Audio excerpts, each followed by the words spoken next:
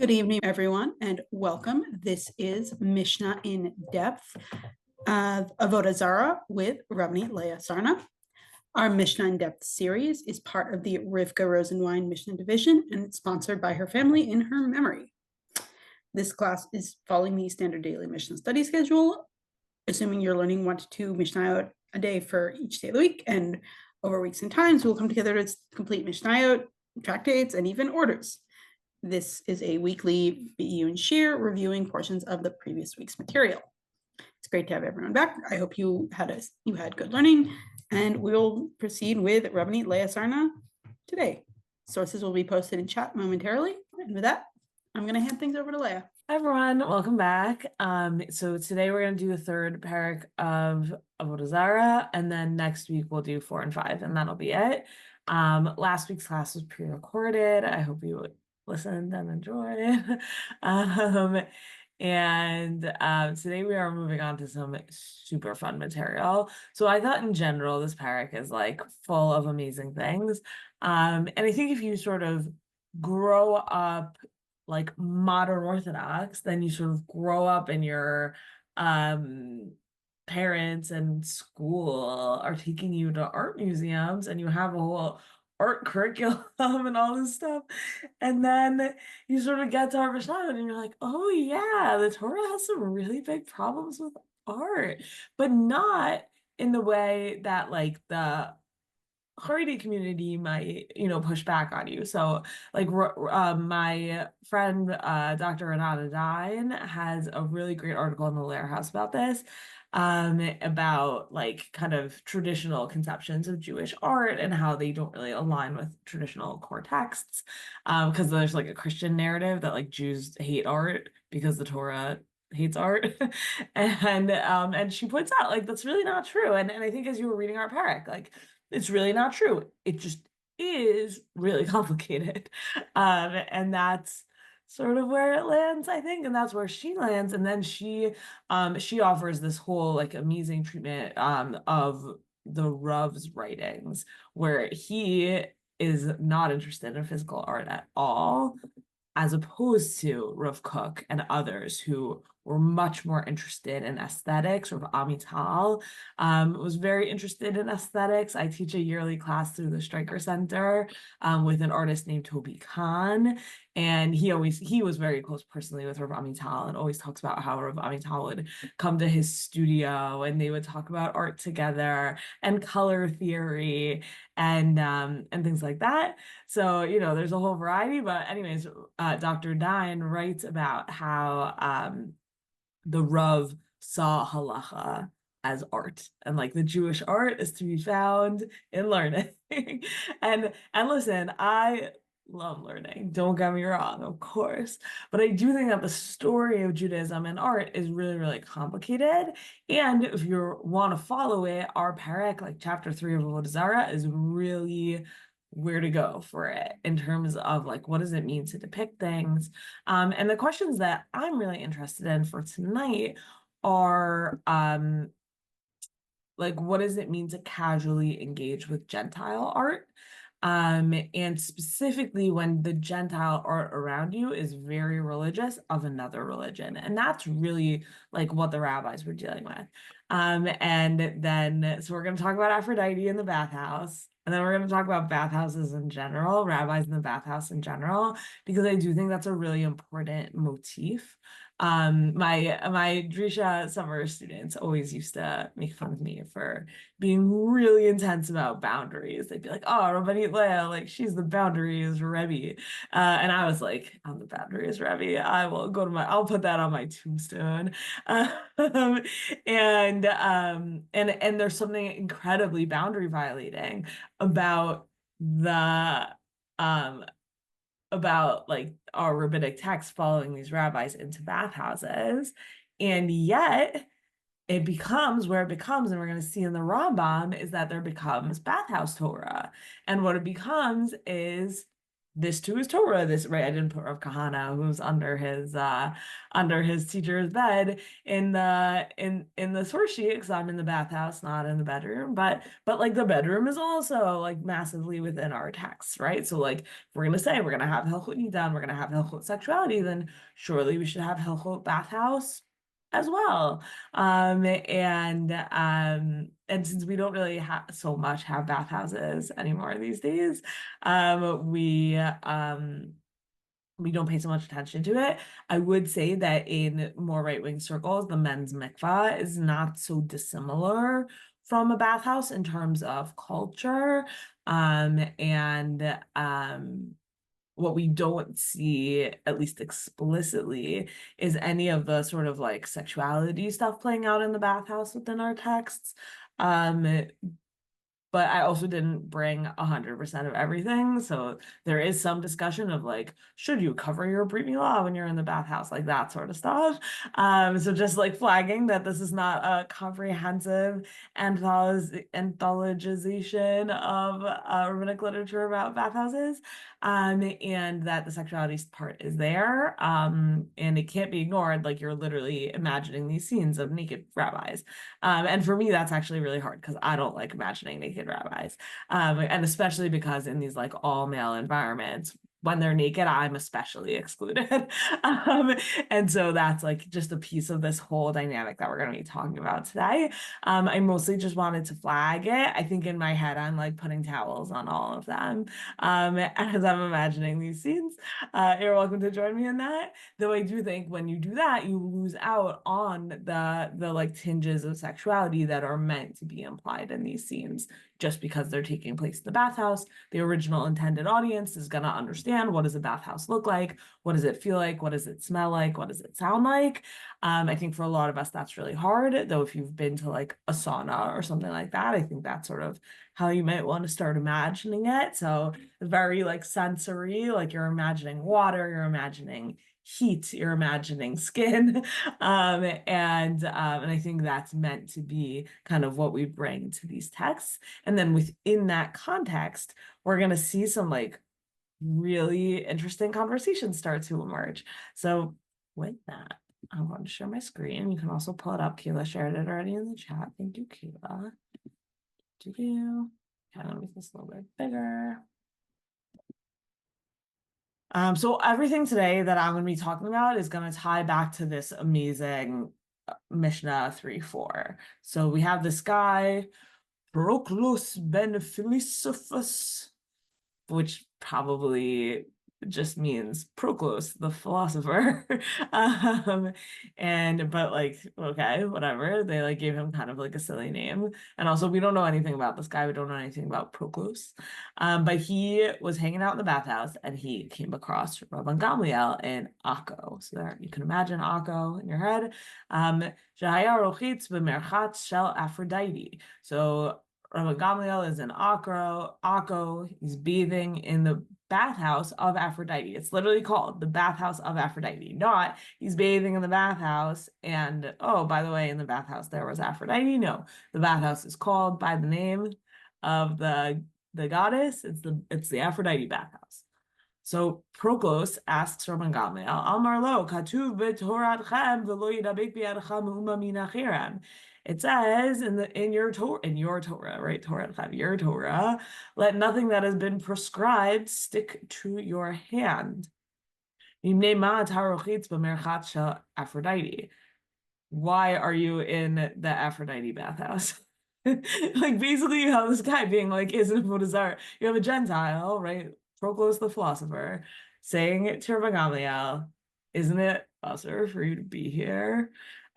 When you can imagine, like, for those of you who have Gentile friends who have learned about Judaism, right? So I don't know, you're like the Gentile who hung out at Hillel all the time or whatever, right? Like you can, I think this dynamic is not so far away. Like that, like, I thought you weren't allowed to do this. Like, isn't that like, I don't know, like the first time they see you eating like an Impossible burger with cheese, right? Like, I don't, okay, like, are you allowed to eat that? Like, I think that's like that's one version of how to imagine this. A different version of how to imagine this is like I gotcha. Like, we don't know anything. Did they have a relationship? Is he antagonistic towards Rabban Gamliel? Is he friendly and he's just asking? Is it like a jive? Is it, there's a million ways to read the tone of this question. Clearly, he quotes from the Torah. So when scholars write about this, they're like, they use the fact that Proclus quotes from the Torah to tell you that this story is an inward-facing story. So it's a story that features a Gentile. But when that Gentile is asking this story, asking this question, it's still like a Jewish-facing question. We've just put this question into the mouth of a Gentile, which happens pretty often across rabbinic literature. And almost always when it happens, what it really is that, or like how we often interpret it, is not like, emet la'amito, this happened, a philosopher asked for Gamliel in the bathhouse, but the author of the story, or like the compiler or teller of the story, has a real question about common Jewish practice or rabbinic practice, and they couldn't say, I Leah have a question about this thing Rabban Gamliel is doing, so then they tell us a story instead, and that story is giving an opportunity to raise the question and answer it in a way that feels a little bit safer because the Gentile is the one asking the question and not me. Daddy, please. You're muted. It seems to me this week I was learning in Perek Daled. It comes up that the philosopher asked, if Hashem is so against Avodah Zara, why didn't he destroy it? And it just, am I there? Yeah. Okay. And it just seemed to me that these questions are totally not the usual of what you learn in the mishnayot that come across. They're of a philosophic bent, as opposed to, if 3 stones are used for Avodah Zara and you throw a stone and it's in a total different class. And it seemed to me that Avodah Zara lends itself to these philosophic ruminations. And so therefore they put them in the mouth, just like you said, of somebody else, as opposed to themselves posing these questions.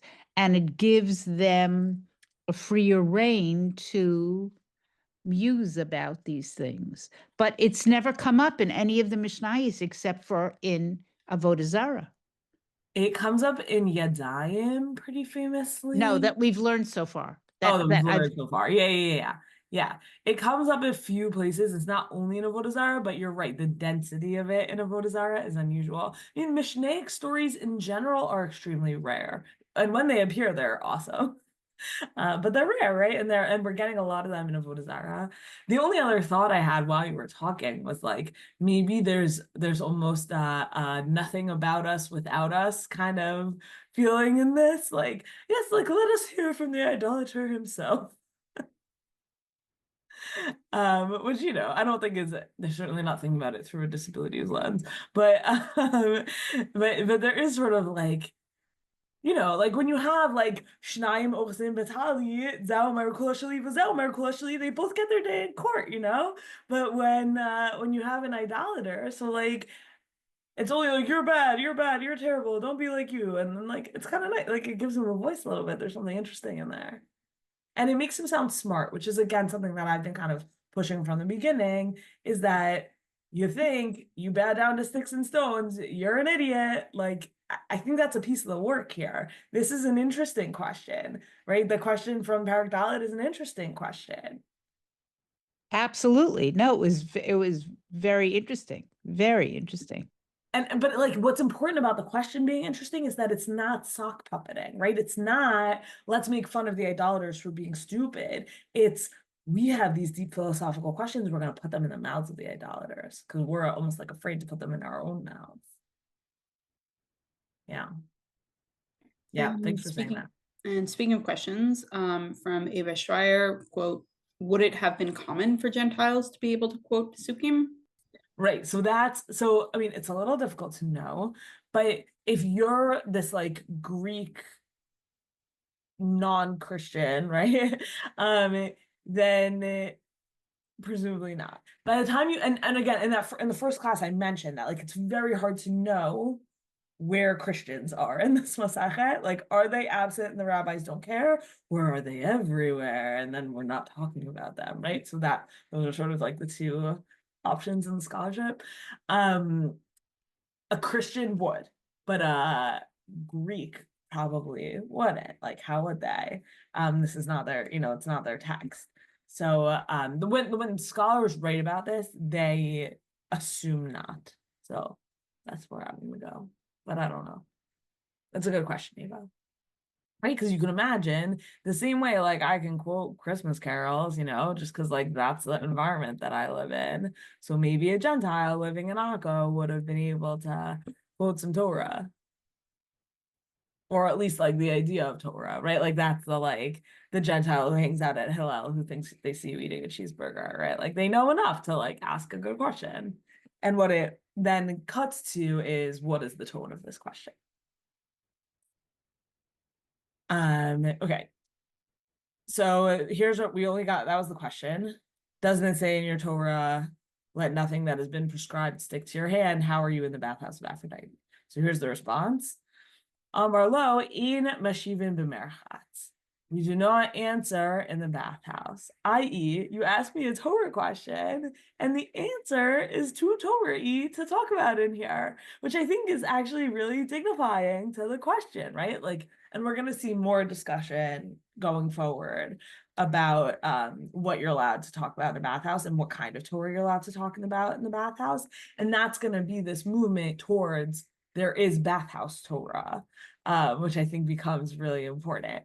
But anyway, so his initial response is like, we can't talk about this in the bathhouse. And then they go out. So also like you can imagine it's not like, okay, just wait until I say hamotzi and then we'll talk about it. Like that's not a 2-second thing to leave the bathhouse. We're gonna see the Rambam give a whole long description about all the different stuff that one does in the bathhouse. So presumably, right, like you have no idea where he exactly asked it or whatever, but like you would go from room to room to room in a bathhouse with different temperatures, and then there would be like an oil and a massage and a whole blah blah blah. So like you gotta imagine he asked this question, or Gamaliel says to him, we can't talk about this now. And then they just like stay together enjoying their spa, and then like they go out and he says, all right, now it's time. So Ukshayatza Amarlo, right? And they go out together. So clearly they, did it together. Anilo Vati Bigvula, he Vata Bigvuli. I didn't go to her, she came to me, which is also like such a strange answer. And I didn't even bring you guys the Bavli on this, but the Bavli's whole discussion is like, was he making fun of Proclus? Like, was he like pulling one on Proclus? Basically, is the question. Because like, what does that mean? I didn't go to her; she came to me. Like, so if someone put an idol in your living room, like you would just like go about your life. It's my living room. No, there's an idol in it. Whatever. It came to me. I didn't go to it. First of all, like it's just like, is that really an answer? I don't know if that's an answer. And then he says, even though at the beginning of the Mishnah, we had described the place where they are as Merchat Shel Aphrodite, he's going to go on to say, Ein Omrim, he's going to prove his point. Ein Omrim Na'aseh Merchatz Aphrodite Noi. People don't say the bath was made as an adornment for Aphrodite. El Omrim Na'aseh Aphrodite Noi L'Merchatz. They say Aphrodite was made as an adornment for the bath. So it's like almost like a Ikar and Tafel argument, right? Like I'm not eating the ketchup, I'm having a hot dog and there's ketchup on it, right? Like that seems like very similar to this. Like the Ikar is the bathhouse, is the Merchatz, and Aphrodite was made to adorn the bathhouse, not let me go visit Aphrodite. Oh, where does Aphrodite reside? In the bathhouse, right? Like, but that is her residence of choice. So okay, so that's argument number one. Argument number 2, davar acher, im notnim lecha mamon harbe, yeta nichnas la'avodah zara shelcha aro muval kari umashkin befanea. Even if we paid you a lot of money, says Rabban Gamliel, you wouldn't go to your idol. I love that also, like, the description of it as avodah zara shelcha, like your foreign worship is also like a wild phrase, right? It's like no one self-describes, this is my avodah zara, if you're like using the words, right? This is my foreign worship. It's not foreign to me, it's my worship. Like there's only anyways, whatever, right? Like I think also, like, if you said someone, like, it's not a very respectful thing to say, surely, also, right? Like, oh, you're like stupid foreign thing that's not about real God, but like, okay. Right? Okay, so anyways, you don't go to your avodah zara naked and having experienced a seminal emission, and then you pee in front of it, and you put, but this Aphrodite statue, umedet al pi abiv, she stands by the sewer, v'kol ha'am mashtinin lefaneh, everyone pees in front of her. And so he concludes, in the Torah it's only stated, lo na'amar ela Elohehem et shenoheg bo mishum Eloha asur. In the Torah it says they're gods, that which is treated as a god is prohibited, et she'eno noheg bo mishum Eloha mutar, and that which is not treated as a deity is permitted. So it all depends on how people interact with them. Even though it's Aphrodite, and if I said to you, is Aphrodite a deity? You would probably say yes. It's actually about how are people interacting with this Aphrodite. So if I said to you, based on that text, can you go to a museum and look at go to the Metropolitan Museum of Art and look at a statue of a Greek goddess and say, wow, so beautiful, and like move on? Are you allowed to do that? Seems like yes, right? Here's how you know. The question is, et shenoig bo mishum Eloha asur, vet she'ino noig bo mishum Eloha mutar. This is not a place of avodah zara. This is the Metropolitan Museum of Art. And the Met wasn't built to house Aphrodite. Aphrodite was brought in to decorate the Met. So by both counts, you could go, and according to our Mishnah, you could go and look at Aphrodite in the Met.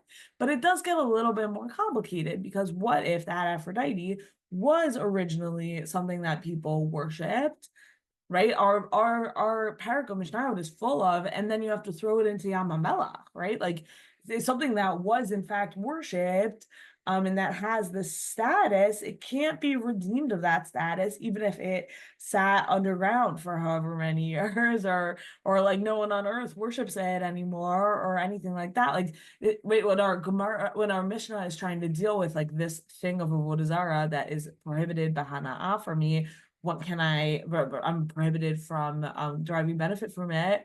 What am I allowed to do with that thing? The answer is not like, oh, put it in the Metropolitan Museum of Art, right? Like, that is not one of the options of what to do with your thing that is asur b'hana. So I think it's much more complicated than this particular line makes out, is all I'm going to say for now. Okay, but now I want to say that rabbis in the bath is a whole big genre. I mentioned at the beginning, we're not getting to all of it. But here we go. So here's the Gemara, the Talmud Yerushalmi Masechet Kiddushin. I only needed one line of this, but I brought the whole of it because it is awesome, and I wanted you to see it. Okay, so here we go. Rabbi Chizkiah, Rabbi Kohen, Mashem Rav, Rabbi Chizkiah, Rabbi Kohen, in the name of Rav, say, Asur ledur be'ir she'in ba lo rofeh v'lo merchatz v'lo beitzin makim v'chufshin. It is forbidden to dwell in a city which has neither a medical man nor a public bath, nor a court that is capable of implementing its judgments, i.e., by punishment through lashes and through ruling. Through jailing. Okay, so you have to, what are the requirements of a place, right? We often think, oh, you have to live somewhere with a mikvah. That's like a first thing that people think. To the best of my knowledge, that originates with like the Chafetz Chaim. Like that is a very late idea, and this is a very early one. So what do you need in the city? I don't know whether you need a mikvah or not, but you definitely need a doctor and a merchatz. Like, and right, the question here is like, livability, civilization. You have to be able to stay healthy, you have to be able to stay clean, and other people have to not kill you. And for other people to not kill you, you need a beit din that has some power. Okay, so that's our statement from the beginning. And then for my purposes, I don't need the rest of this Gemara, but I'm just going to teach it to you anyways, because I want you to know it in your life. Amar Rabbi Yossi Rabbi Bun, you're not allowed to live in a city which has no vegetable garden, i.e., if you live somewhere where there's no access to fresh produce, you're not allowed to live there. That is very common in America, unfortunately. Rabbi Chizkiah, Rabbi Kohen, Mishem Rav. So these are our original speakers. Now they're back. They say, Atid Adam litain din v'cheshbon al kol ma shera'at ino v'lo achal. This is a crazy line. Every person will have to justify himself in the future before the Almighty, presumably, for everything his eye saw which he did not eat. It's a wild sentence, like presumably excluding things that are not kosher, things that are poisonous. We don't normally think that Jews are meant to like eat everything we see. Like in some ways people talk about like, that's literally the point of kashrus, is to teach people like, just because you see it doesn't mean it's yours to eat. And here we have in the Yerushalmi the exact opposite. Wild idea. And then we have this story about Rabbi Eliezer. Rabbi Eliezer was concerned about this teaching, and then he saved up coins. So every year he would do his best to eat one of every type of thing that grows, right? So like, I don't know, some really expensive fruit, he would save up in order to afford it, because there shouldn't be a type of food that exists that you didn't eat, which is just like a wild kind of concept and idea. And then that Rabbi Eliezer did it also was like amazing. Okay, that is all not to the point. The whole point that I was just bringing this is that a merchatz is considered one of the things that makes a city civilized. We know of loads and loads of rabbis who are rufim. We know of loads and loads of rabbis who sit on batei din. And what else do you need along with a rofa and a beit din? You need a merchatz. So this idea that merchatz is not just like, oh, it's like gross that these rabbis are standing around naked talking to each other. No, this is civilization. I am civilized because I'm Rabban Gamliel going to the merchatz. But then what does that also tell us is that like his language, Aphrodite came to me, like you might think, okay, take your bath at home. You don't need to go to the merchatz. That's not how they saw it, right? There's one merchatz, let's say. There's probably more than one in Akko, but like there's one bathhouse in Akko. It happens to be the case that Aphrodite is there, but I must be at the bathhouse. I couldn't even live in Akko if I couldn't go to the bathhouse, right? So the bathhouse is not some optional activity. The bathhouse is required. And you can't live there without it. And here we're going to see a really cute story by Hillel HaZaken. So we're in Vayikra Rabbah now. I was first introduced to this text through Joseph Tzlushkin's book on Hillel, which is actually really lovely. If anyone's looking for like a sweet book to get for like B'nai Mitzvah or something like that, like Joseph Tzlushkin's Hillel book is actually great. Okay, I'm a big Tzlushkin fan. Okay, Vayikra Rabbah 34:3. So we have this quote from Mishle, Gomel Nafsho Ish Chased. I took out this original part. I didn't want to talk about how this connects to Vayikra. The man of kindness does good for himself. So who's the man of kindness who does good for himself? That this is Hillel HaZaken, says the Midrash. That Hillel HaZaken shebishah shaya niftar mitamidav haya mehalech v'holech imam. So when he was, let's say, done teaching, he was going to take leave from his students. He would walk with them. Amr lo tamidav, and his students would say to him, Rabbeinu, our teacher, lehichanat holech, where are you going? Amar lahem, and Hillel would say to them, Lasso mitzvah, I'm going to do a mitzvah. Okay, so Hillel HaZaken says he's going to do a mitzvah. What do you think he's going to do? Like learn Torah, feed the poor, right? Like something in that direction. Be a dayan on a just beit din, right? Like, oh, I'm going to do a mitzvah, like lots of mitzvah that you would associate with Hillel. They say to him, Amr lo v'chi ma mitzvah zu. What mitzvah are you going to do? Amar lahem, he says to them, lirchotz bebeit hamerchat.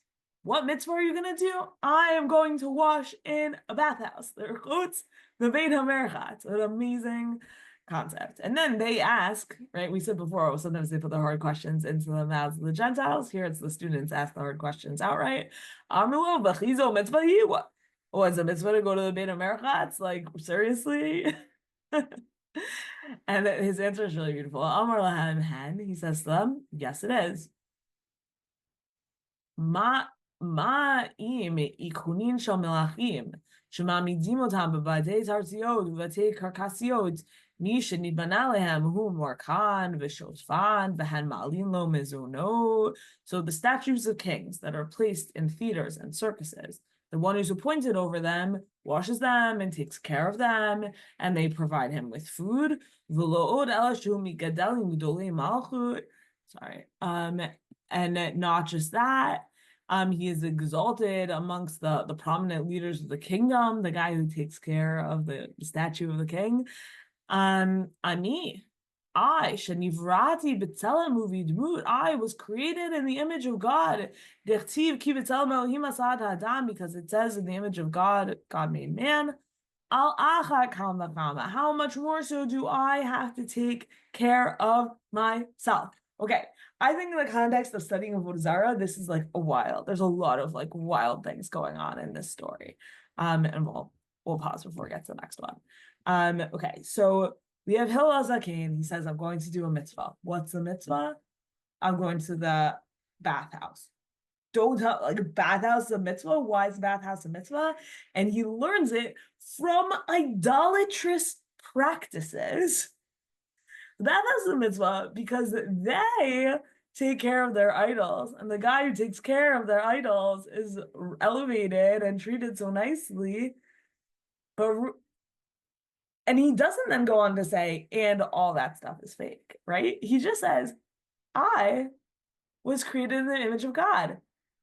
In this simile, Hillel Hazakin is both the idol and the idol caretaker. Well, okay, let's hear all the thoughts. I feel like this is too crazy. Everyone must have thoughts. Yeah, Nathan, go. I heard this midrash. I trying to remember who from. It might have been the Rav Taragin at Gush in the summer of 2008, and he told the story over that the students found Hillel working out at the gym. And from my 1 year of Latin, I know that that was one element in the bathhouse, is that they would get sweaty, perhaps playing with throwing a discus, and then go in the bathhouse. And but yeah, so I think of that, and then I came across the story, and I imagine them finding him just sitting there relaxing. Well, it's neither, right? Because they're not coming across him in the bathhouse. Oh, He's on his way to the bathhouse, right? They're walking together, and they say, "Where are you going?" And then he says, "I'm going to do a mitzvah." What's the mitzvah? The mitzvah is the bathhouse. But there's a few different versions of this. Like here, there's the second one here. Right, the man of kindness does good for himself. This is Hillel, right? So this is like a great like self-care text, right? And I think that's where Tarragon was going with it. Is like, this is like, man of kindness does good for himself. That's take care of yourself. You want to be a person of kindness, you gotta take care of yourself. And it's a very similar parallel story, right? When he would leave his students, he would walk and they would walk with him and they would say, where are you going? And he said to them, I'm going ligmol chesed im hadin achsanya bego beita. I'm going to perform an act of kindness with the guest inside the house. Amrlo kol yom eat lecha achsanya. Every day you have a guest. Amrlahem, he says back to them, v'hadin nafsha aluvta alav achsanya hu bego gufa. He said, is this soul not a guest inside the body? One day it's here, the next day he's gone. I.e., you got to take care of yourself. It's hachnasas orchem, to take care of yourself, because your soul is here one day, gone the next. So it's I think, you know, I don't know exactly where the like working out thing comes from, but it's the right message nevertheless. But I do think, like, just to go back to the Avodah Zara point I was trying to make, which you don't really get. The second story is just like super cute. One of the themes of tonight is I couldn't resist sharing this text with you. Sorry, it's a little less focused than sometimes I am. I'm just sharing like super sweet texts with you. Anyways, okay, so how do I know that, just back to that first story, right? Like, how do I know it's a mitzvah? Because in idolatrous practices, they do this with idols. So clearly I have to treat myself the way they treat idols. And that's, and I'm going to use the language that I'm going to use to describe that is mitzvah. It's just wild. It's like a wild, right? And it's not just, oh, there's what to learn. Oh, like we should have respect for Avodah Zara. Avodah Zara isn't stupid. This is like completely the other end of the spectrum. This is Avodah Zara. This is like syncretic, almost, it feels, right? Like this is like Avodah Zara has a lot of wisdom, and we just take that wisdom and transpose it onto us. So we don't have idols, but we have ourselves, and we're the idols. And like, by the way, that's kind of messy. Right? Like the idea that I'm the idol is it does two things, right? One, on the other hand, like I am worthy of like worship and caretaking. So caretaking I get behind, worship feels a little extreme. But the other thing that they set up here in terms of like what the Avodah Zara is it's not Aphrodite here, right? It's a statue of a king. So they're worshiping the statue of the king, but the statue isn't the king itself. The statue is a representation. And so then when you learn it the other way, I'm not God, I'm the representation of God. I'm the statue of the king. And that's very, like, you see that a lot. That's like God made everyone its own stamp, but like what an amazing, a human makes a coin and all coins are the same. And God uses a stamp to make humans, and every human is different, right? Like that's a very kind of like classic midrashic trope about humanity, which obviously is so amazing. And feels a little bit similar to what Hillel's getting at here. This next text, a little bit less sweet, but just gets to that transition of like from Rabbi Gamliel, who's like, can't talk about Torah in the bathhouse. So here we're like really talking about Torah in the bathhouse, but it's bathhouse Torah. So that's what we're gonna see here, and it's like a little specific and weird, but whatever. Okay. So Rabbi Zara, okay, it starts out cute. Also, Rabbi Zara have Kamishtame Mida Rabbi Yehuda. So Rabbi Zara was running away from Rabbi Yehuda's teacher. Because Rabbi Zara wanted to make Aliyah and go to Israel, and Rabbi Yehuda was opposed. The Amar Rabbi Yehuda kol haolem miBavel la'Eretz Yisrael over ba'aseh shene'amar Bavel yuvo v'shamayu. Because Rav Yehuda felt that the prophecy in Yirmiyahu of they will go to Bavel and that's where they will stay applied to their lives as well. And it's just worth mentioning because sometimes I gave a shiur about, I'll be like back up on this. I gave a shiur during COVID to a bunch of Israelis, like 100 Israeli students at Migdal Oz. It basically premised, like for them, the premise was like, it's usher to live in Chutz La'aretz. And then you introduce a text like this and you're like, it's usher to live in Israel, and not because I actually believe that. I would go so far as to say I don't believe that, but I do believe that this is in the Gemara, and you have to make sense of it, and you have to know that it's part of our tradition, and live with it. Anyways, not really to like go to that now, just flagging, like it's actually interesting to know that like the Notorious Harzad didn't come from nowhere, even if we massively disagree with them, Okay, so anyways, here's Rabbi Zara. So Rabbi Zara is running away from Rabbi Yehuda because Rabbi Zara wants to go to Israel, and Rabbi Yehuda doesn't think he should, and he thinks it's a not just it's a bad idea, but it's over ba'aseh, like it's usher to go to Israel. Okay, very cute. Amar, but Rabbi Zara really loves Rabbi Yehuda, so here's what he does. Amar, Ezal v'eshma minei milta ve'ete ve'esak. He says, I'm gonna hear one more thing from him, and then I'm gonna go and leave. Also, like a beautiful orientation towards Torah. Like, he's mad at me, I'm running away from him, but I really want to learn his Torah, so I'm just gonna sneak over there and go learn, and that's what we're gonna do. Azal, so he went. Ashkache Dekai Be Bane. So he found Rav Yehuda standing in the bathhouse, v'ka'amar leila shame, and he was saying to his servant, Haviuli nadar, Haviuli masrik, pitchu pumaychu, va'afiku havla, v'ishtu mimaya deve bane. Bring me natron, so that's like soap. Bring me a comb, open your mouths and let out air, and drink from the water of the bathhouse. So really giving instruction. How should one, what are you supposed to do in the bathhouse? And Rabbi Zara says, Amar ilmali lo bati el lishmoa davar zeh die. If I had only come just to hear this, it would be enough. Okay, so now that's the end of the story. Then the Gemara goes on to say, Bishlama havu natar havu masrik. So okay, it makes sense. He says, bring me soap, bring me my comb. Vashmalan dvarim shal chom mutar le'omran b'lshon kodesh. But he's pointing out he's speaking in Hebrew. So we okay, you have to get, this is again coming back to Zionism in weird ways, but like you have to get out of this idea that like Lashon HaKodesh is this like modern spoken language, right? Especially because we're in Bavel. So where Rav Yehuda is the one speaking. So we're in Bavel, he should be speaking Aramaic, he's in the bathhouse. Why is he speaking in Hebrew? And the Gemara learns out from the fact that he was speaking in Hebrew that you're allowed to speak in Lashon HaKodesh in the bathhouse. Like, and to the Gemara, that's already interesting. I would have thought that you're not allowed to, like, just like Rabban Gamliel, I mean, we're not in Avodah Zara here, but you would have thought, like, just like Rabban Gamliel says, I can't talk to you about this in the bathhouse, maybe you wouldn't be allowed to speak in Hebrew, the language of the Torah, the holy language, you wouldn't be allowed to speak at all in the bathhouse. So that's wrong, right? And we learn out that it's wrong. You're allowed to speak Hebrew in the bathhouse. And then the Gemara says, Pichu pumaychu va'afiku havla, open your mouths and let out air.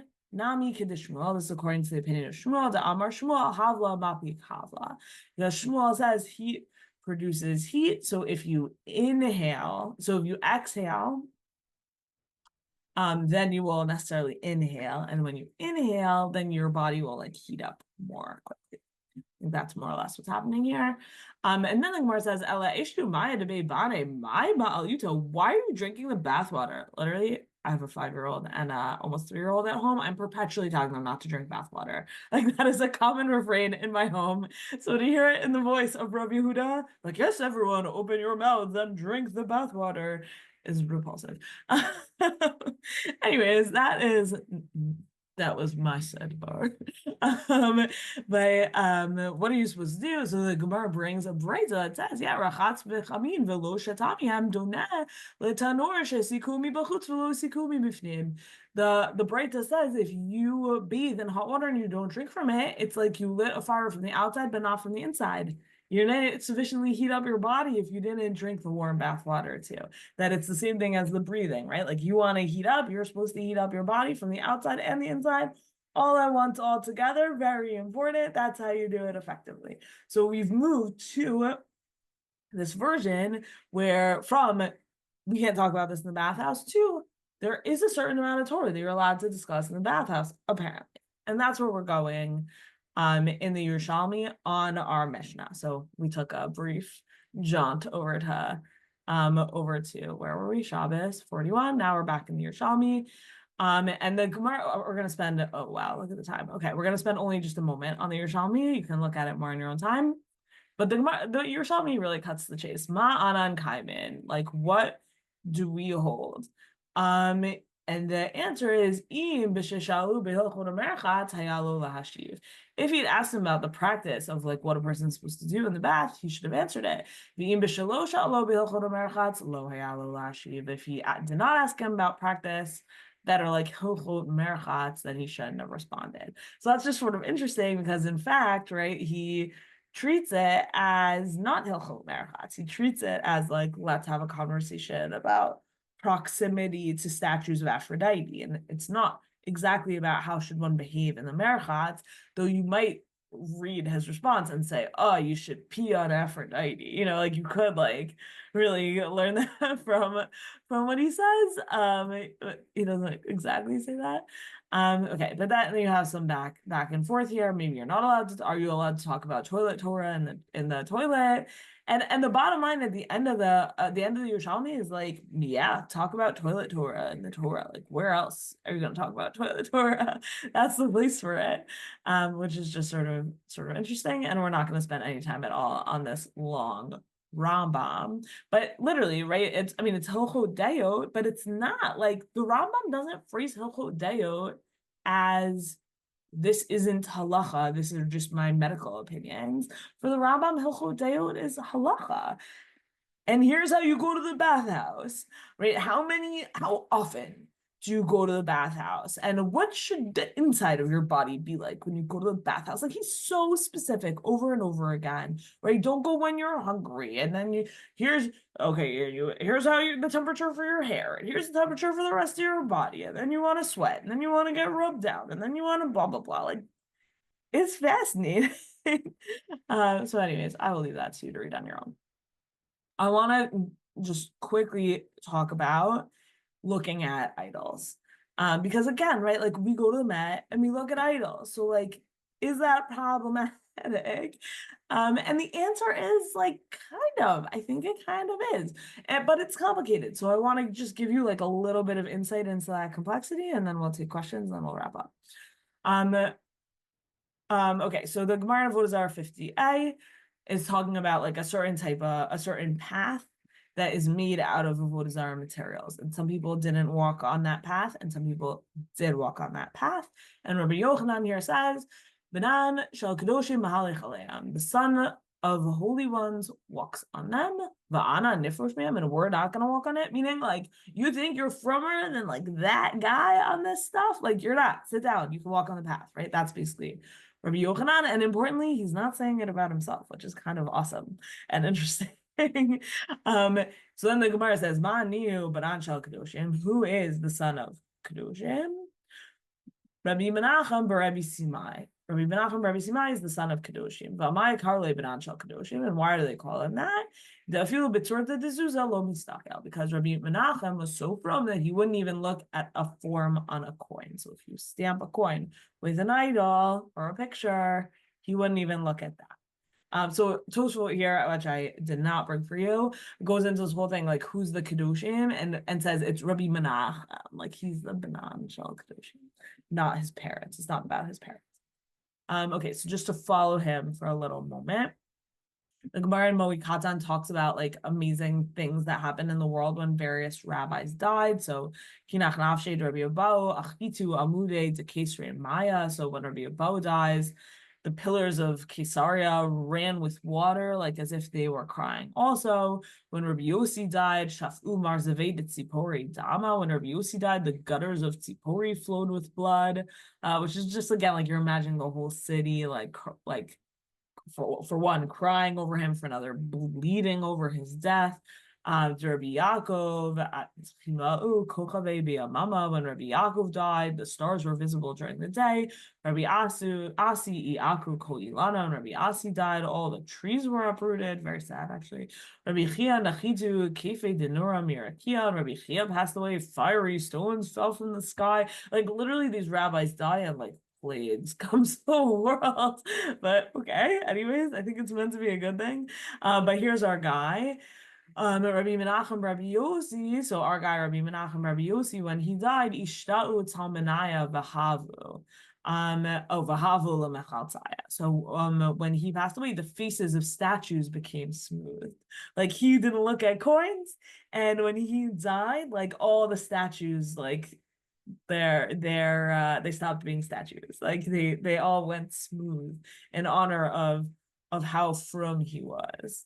And we get a different version of this in Kohelet Rabbah. Not that the statues made themselves kind of smooth inherently, but that they covered the faces of statues with mats when he died. So, and also there's like some discrepancies about this guy's name. Was it Nachum? Was it Rabbi Menachem? It seems like it's all one dude and his like very strict adherence to these halachot. Yeah, Nathan. Is it unlikely that he is the Menachem that was the first Chavruta of Hillel? I think we know who Simlai is, and Simlai is too late for that. But He's the son of Simlai? yeah. But you can look into it and get it back to me because that's an interesting possibility. And I don't really know. And it could be. Like if we didn't have a dad name, then I would be even more convinced.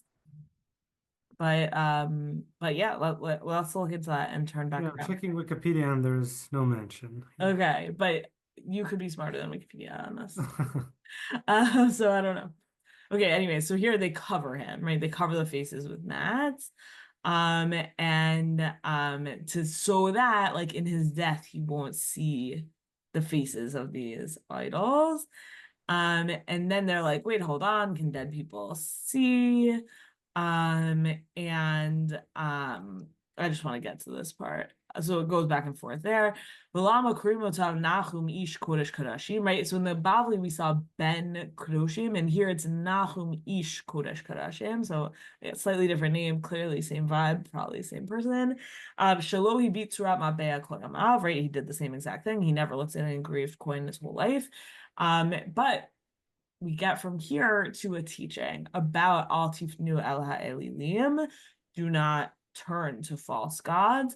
Al Tifnu La'avdam, do not turn to them to La'avdam, like to worship them. But Rebbe says Al Tifnu Lir'otam, do not turn to see them. Don't turn, don't see them. Vadai, like that's what it means, and it's plain sense, or vidayo, and that's enough. We have a different version of that. The letters are just flipped around. Okay. Anyway, so we have this core debate about whether you're allowed to even look. And Tosfot, and here in Shabbat, you have it coming from the Stam, saying, yeah, like you're not allowed to look at idolatrous images, even on Shabbat. Right, it comes up in a Shabbos context, even on Shabbat. And so then Tosfot, both in Avodah Zara and in Shabbos, are wondering about this. Because so in Avodah Zara, Tosfot asked, "Ma chasidut ikav?" Is that like what's so special about this guy? In the Gemara and Shabbos, it says no one's allowed to look at this stuff. So why is he special?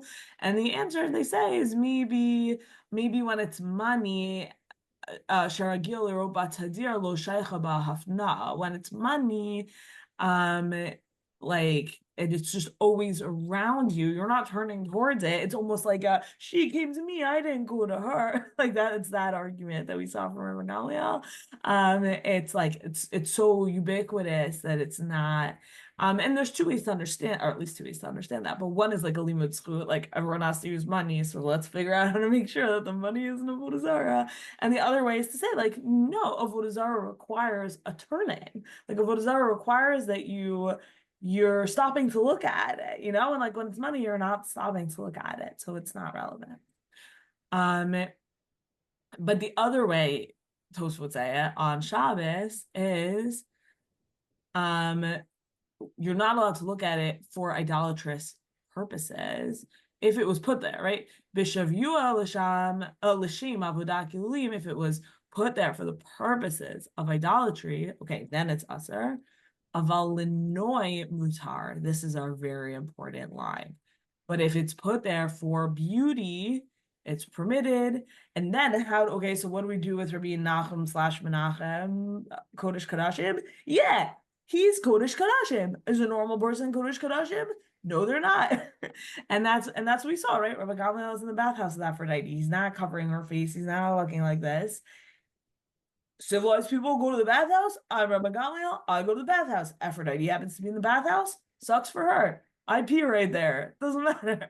Right? Like that's kind of the orientation there. But it's just worth saying that like this this discrepancy within the total gets played out for a long time to come, whether, yeah, actually, like, you're not allowed to look at the stuff, or, oh, if you're just looking at it because it's pretty, then you're yes allowed. Up till today, are you allowed to go to the Vatican? Well, it's a museum, not a church. Oh, but are you allowed to look at the stuff that's being depicted in that museum, right? Like, it's actually a really live debate amongst Achronim up until today. And the preponderance of them are in the anti-front. It's just worth saying, because in our community, this is so heavily practiced. Of course, you're going to the Met, that that we like don't stop to think about how that is like actually a hallmark minority position of our community, or the modern or but observant community, is the permissibility to go to the Met and look at an Aphrodite statue. And there's a way in which, through doing that, we are the inheritors of Rabban Gamliel, right? Like, there's something a good read of the text that enables that. I'm not here to worship. Nobody around me is worshiping, but even to look at it is controversial within our Makorot. And yet, like, there's lots of material to back it up, including a Tosul, which is always good to have on your team. Right,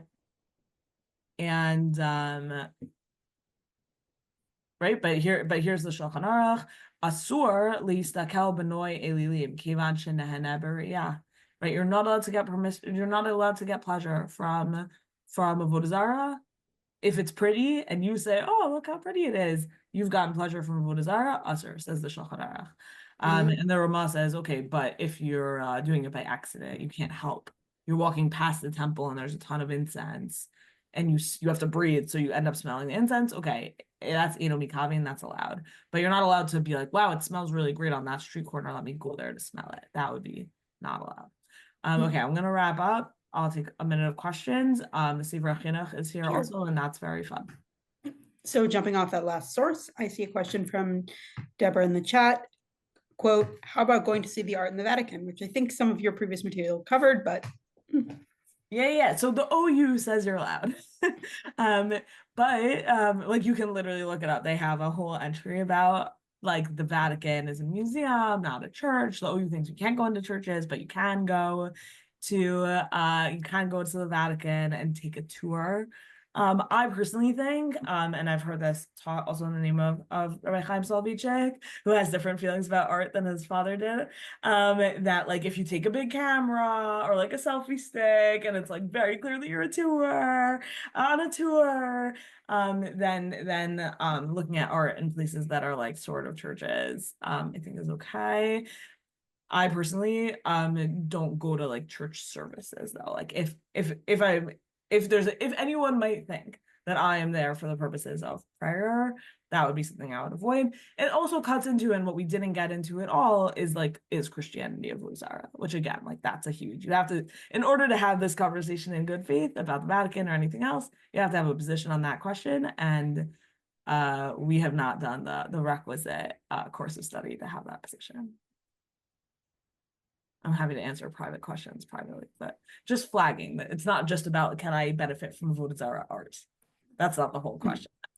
Also, this was one of the earlier sources, but seeing the comment, like, we putting in the statue of Aphrodite to adorn the bathhouse, not vice versa. In some parts of the world, it's, you put pictures of the heads of the state, especially kings, in public buildings like movie theaters or sports stadiums or whatever. And it's like, it's like, you might think, oh, is this thing, and so it's like, why am I here? I don't like, stand up or salute this, whether it's for Avodah Zara reasons or for other reasons. And it's like, what is the purpose of this photo, of this portrait? Or yeah, absolutely.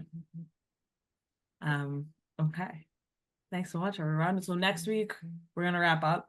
We'll do, again, like, did we do chapter 3 today? Like, no, we did like a fun romp through bathhouses. So something similar next week, vaguely relating to chapters 4 and 5. And I look forward to continuing to learn with you all. All right, thank you, everyone. And as sad as it is to be wrapping up this class next week, I do want to let people know that we will be continuing with a vote. Please keep an eye out in your emails for updates on when registrations open. It's going to have a little bit of a different format. Details to be shared soon. Yeah, it looks great though, the new format. It seems fun. Thank you right. so much. Thanks, everyone. Take care, everyone, Cheers, and have a everyone. good night.